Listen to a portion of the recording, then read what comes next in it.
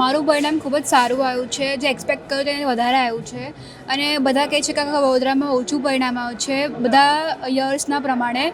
અને આનું ઇફેક્ટ કેમ કે આ વખતે વહેલી એક્ઝામ લેવાઈ હતી અને છોકરા પર બહુ જ પ્રેશર પડ્યું હતું. એના લીધે એ લોકોએ એડજસ્ટ નહીં કરી પાયું અને વચ્ચે બહુ બધું સોશિયલ મીડિયાનું આવે છે ને બધું ટેરરિઝમ, તેના લીધે ભણવાનું બહુ બગડે છે. અચ્છા, જે રીતે ચલો આપણે જે રીતે પરીક્ષા પતી ગયા પછી જે ભારત અને પાકિસ્તાન વચ્ચે હાલાત જે ઉદ્ભવ્યા એ હાલાત વિશે આપ શું કહેશો? તમારી માનસિકતા પર શું અસર થઈ રહી છે આની? આખું સેફ નથી કશી પણ જવું, ક્યારે પણ કશું થઈ શકે છે અને આપણા માટે પ્રોટેક્ટ કરવું આપણને બહુ ખૂબ જ લાગુ પડે છે. અચ્છા, અત્યારે વિદેશ જવાની આદરી દોટ હોય છે. લોકો અત્યારની જનરેશન 12 પાસ થાય એટલે વિદેશ જવા માંગે છે. આપનું મનમાં શું પ્લાન છે? કે આપણે ઇન્ડિયામાં ડેવલપ કરવું જોઈએ, બહાર ના જવું જોઈએ.